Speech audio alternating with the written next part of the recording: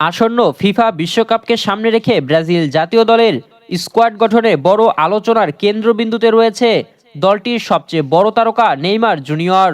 দীর্ঘ ইনজুরির পরও দলে ফেরার আশা বাঁচিয়ে রেখেছেন তিনি। তবে এবার তার সামনে বড় চ্যালেঞ্জ ছুড়ে দিয়েছেন ব্রাজিলের কোচ কার্লো আনচেলত্তি। আনচেলত্তি স্পষ্ট জানিয়েছেন, বিশ্বকাপের ২৬ সদস্যের দলে জায়গা পেতে হলে আগামী ২ মাসে নেইমারকে তার ফিটনেস ও ধারাবাহিক পারফরমেন্স প্রমাণ করতে হবে। শুধু নাম বা অতীত সাফল্যের ভিত্তিতে আর সুযোগ দেওয়া হবে না। ২০২৩ সালের অক্টোবরে গুরুতর হাঁটুর ইনজুরিতে পড়ার পর থেকে আন্তর্জাতিক ফুটবলে অনুপস্থিত আছেন নেইমার। বর্তমানে তিনি সান্তোসে খেললেও এখনও পুরোপুরি ছন্দে ফিরতে সংগ্রাম করছেন। এক সাক্ষাৎকারে আনচেলত্তি বলেন, নেইমার অসাধারণ প্রতিভা, সে আমাদের বিশ্বকাপ জেতাতে সাহায্য করতে পারে, এটা স্বাভাবিক ভাবনা।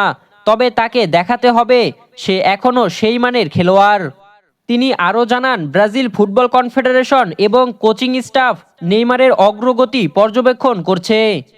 ফ্রান্সের বিপক্ষে সাম্প্রতিক ম্যাচে গ্যালারিতে সমর্থকদের মুখে নেইমারের নাম শোনা গেলেও আনচেলত্তি বিষয়টি গুরুত্ব দিতে চাননি, বরং দলে থাকা খেলোয়াড়দের ওপরই আস্থা রাখতে চান তিনি।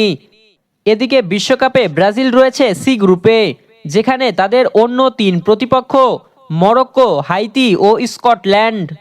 আপনার কি মনে হয়, সবশেষে আনচেলত্তির স্কোয়াডে ডাক পাবে কি নেইমার? আপনার মতামত জানাবেন ভিডিওর কমেন্টে। রাহুল আল আমিন, বিডিআই স্পোর্টস।